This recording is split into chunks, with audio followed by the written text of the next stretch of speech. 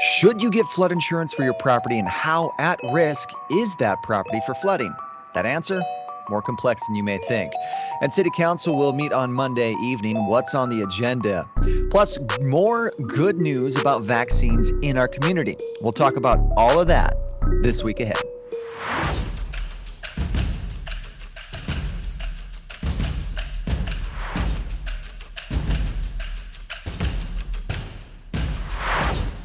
Hey everyone, welcome in and thanks for joining me on This Week Ahead. Preparation is key. As your local government, we try to always prepare for the worst and strive for the very best. And oftentimes that works. Our fire department, for example, spends every day when they aren't on a call training to prepare for almost any scenario. Same thing with the Minot Police Department. We have a planning department that literally plans what the future footprint of our city could look like. We have engineers that plan on renewing infrastructure before it fails. And we have administrators and executives that all plan for all types of economic or social scenarios the future may bring. We plan, we prepare, we mitigate. It's one of our core functions. But there are times where things are out of our control, and no amount of planning can actually prepare us or you. It's the chaotic reality that we live in. The goal isn't to be able to avoid all disasters and circumstances, but to protect you and to protect your community from the worst of it. We're turning the calendar over to March this week ahead, and that means our turning of the season is coming. Spring. Personally, it's my favorite time of year in this neck of the woods, and it's right around the corner. While it's a refreshing restart after a winter, usually they're a little bit harsher than this one, spring does come with its own issues we should all prepare for. Spring flooding. Even 10 years after the 2011 flood, we side-eye that river when things start to melt. Water rising is always a concern for so many of us. Now as we sit here, there's no indication of any major flooding in our area, from the river anyways. This is just that time of year where we start to keep tabs on the Souris River. Rising and rushing river water is only one type of flooding that can actually happen though.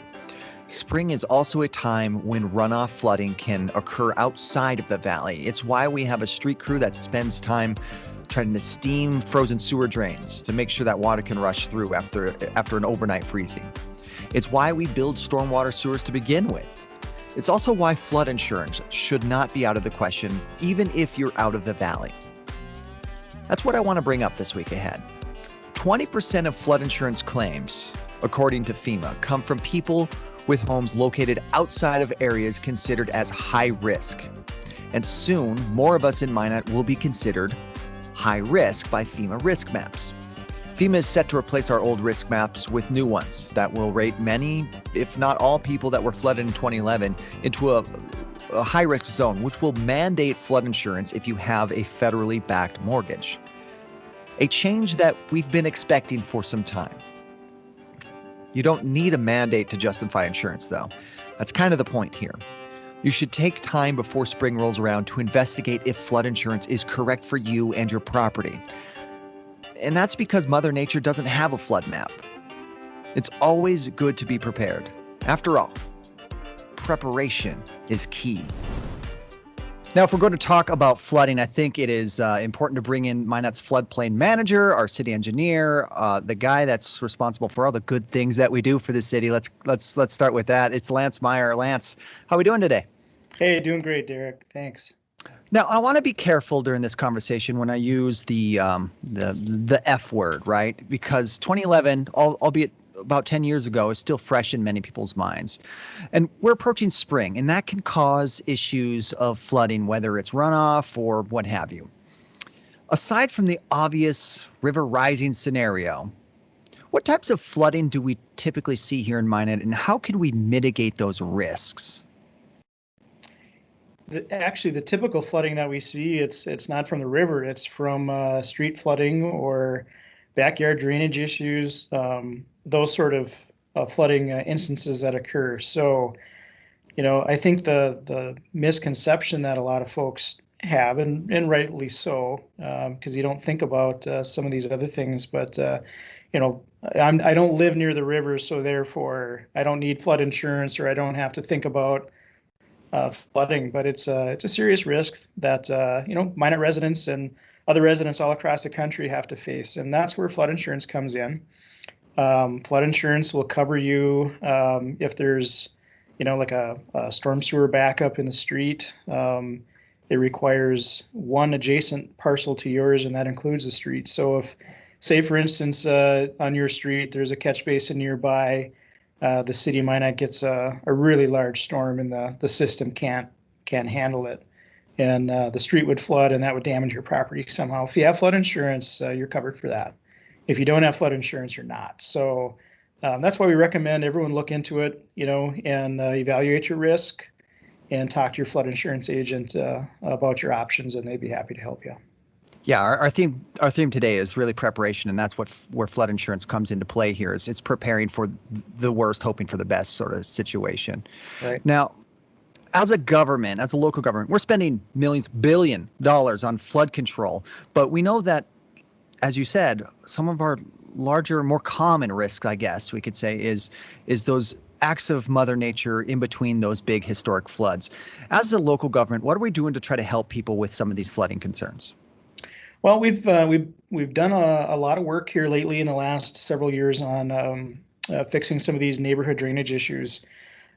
We just did a big project down by Dakota Square Mall to fix some flooding that would happen there at the intersection of 31st Avenue and 10th Street and some of the surrounding streets.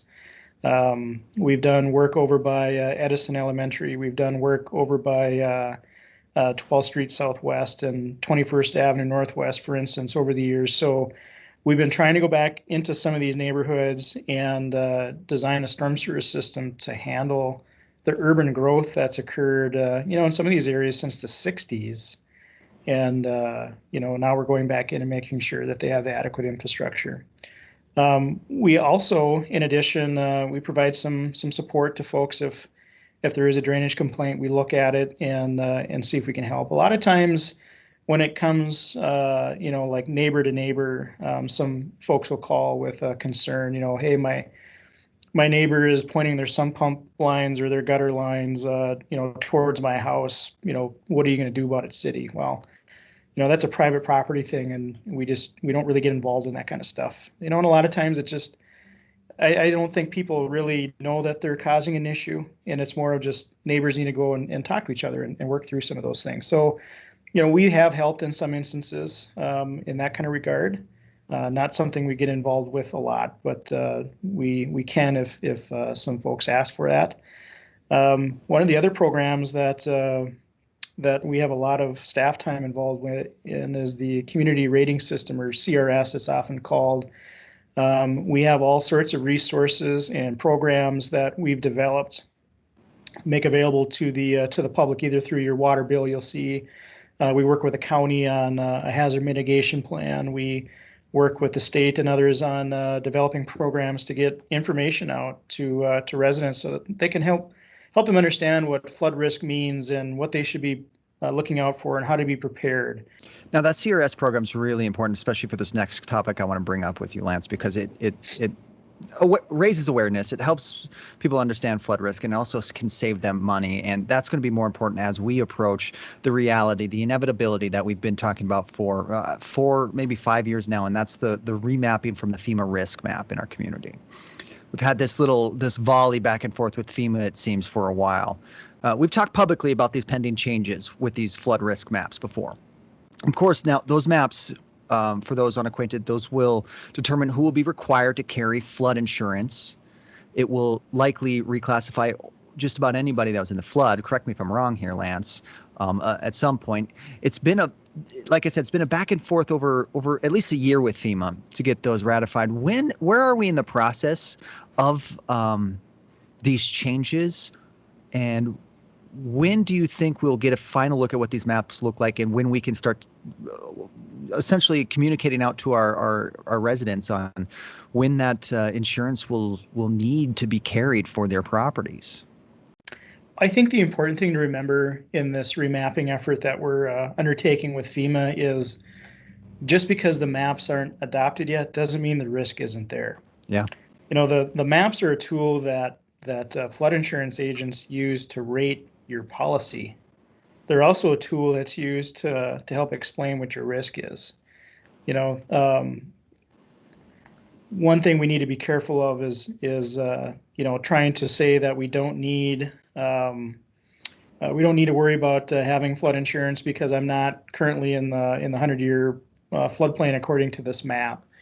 And that's just not true. We know that the map is changing, the floodplains are changing, and that map will be adopted at some point. Yeah, but we want to work with FEMA to make sure that we get the most accurate map possible.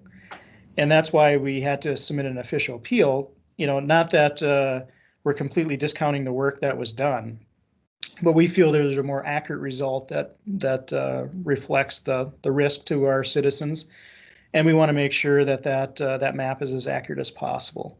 So we've submitted the appeal, and we're working through that. We don't have an official timeline at this point.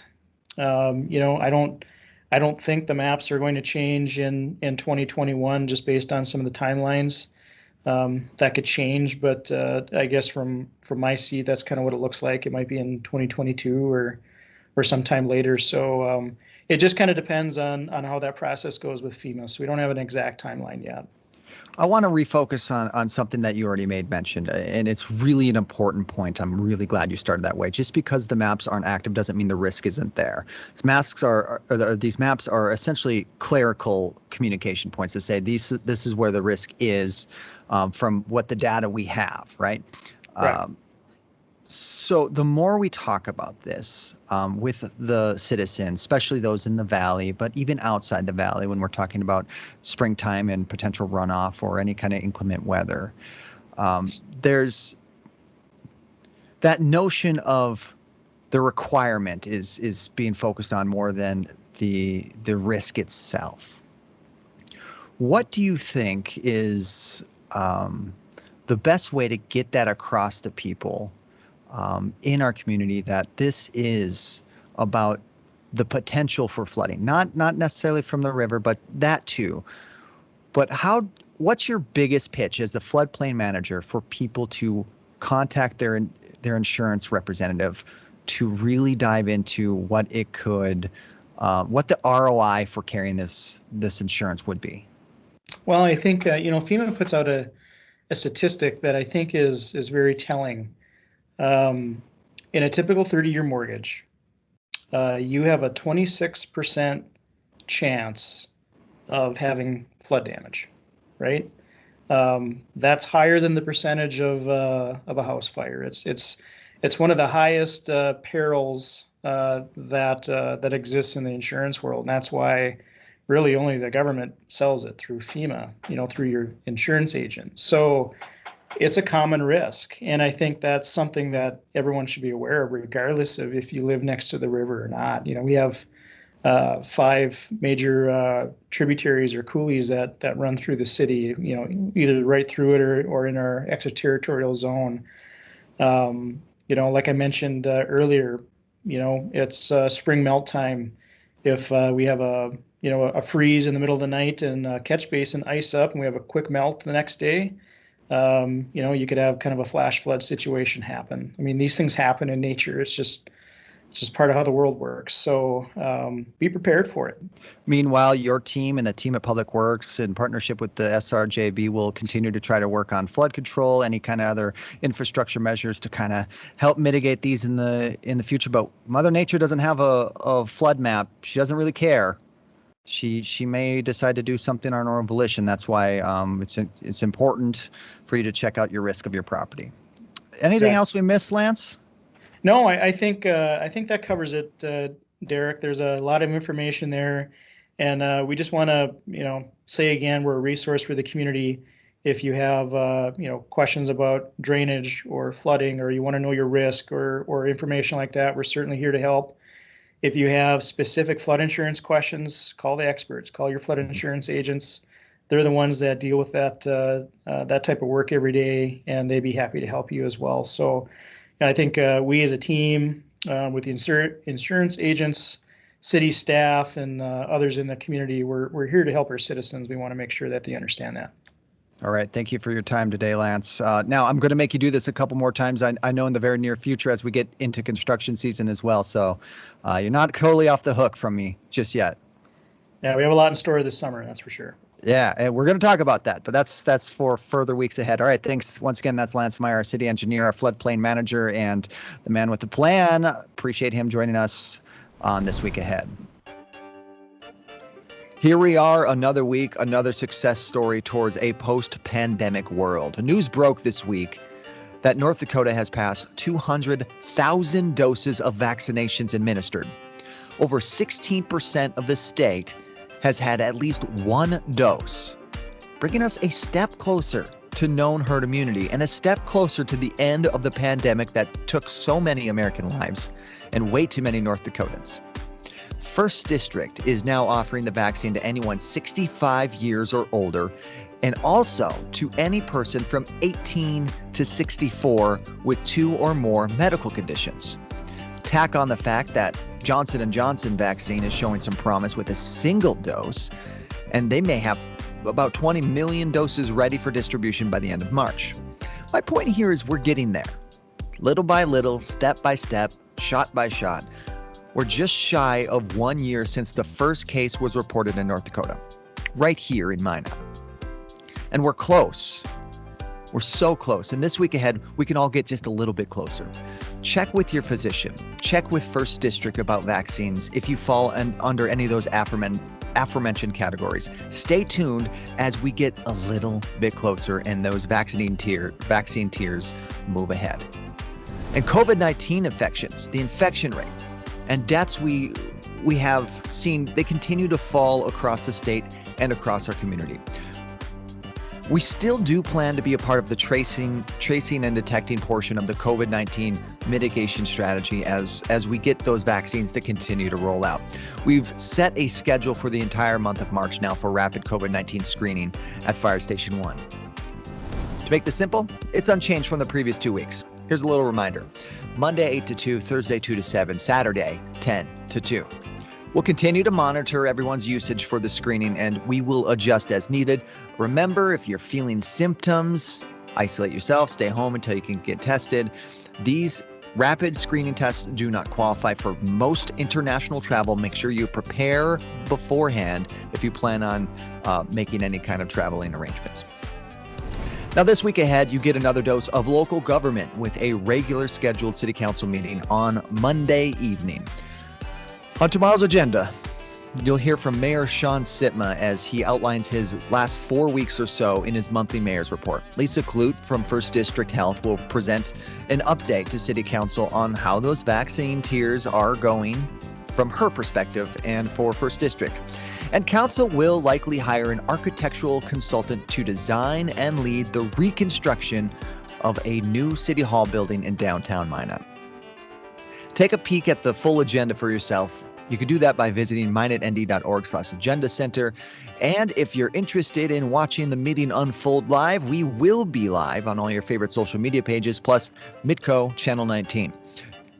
By the way, you can also expect another meeting this week ahead, and that's the Planning Commission's regular meeting. Tuesday night at 5:30, the Commission will have 12 items in front of them, 8 of which are public hearings. So if you've gotten any notification about any changes in your neighborhood, you can tune in. You could submit comments to the Commission using our comment portal on the city's website at minotnd.org, or you can just watch passively and see how your local government handles planning commission and planning changes. Most of the 8 hearings are localized, so you likely had a notification if it impacts you. They're conditional use permits or they're rezone hearings.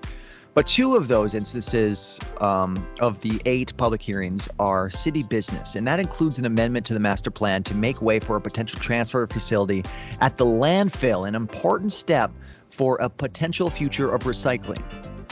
Another item on that agenda is what's called a text amendment. It's part of a proposed zoning ordinance change. We've talked about this before. 2 years of work from staff and the steering commission. or the steering committee for zoning ordinance. It's a monumental effort for everyone that was involved, and it's starting to come to reality for them. That meeting on Tuesday night will be live on Facebook, YouTube, and Midco Channel 19. Again, Tuesday at 5:30. Thanks once more for joining me on This Week Ahead. I want to take this minute to remind you to make sure you plug in and tune in and follow us on all your favorite social media pages for more content throughout the week. That's, of course, at City of Minot, just about everywhere.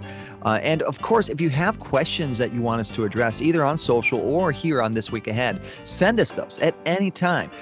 You just have to either email us at info@minotnd.org, use the subject title of mailbag, or you can just go to our question portal. That's minotnd.org/mailbag. And once more, go ahead, sign up for our other newsletter. It's the latest from us. It's a bi-weekly newsletter that gives you a little bit more journalistic stories and a look at what we're doing week to week for the City of Minot. You can sign up for that at minotnd.org/the-latest.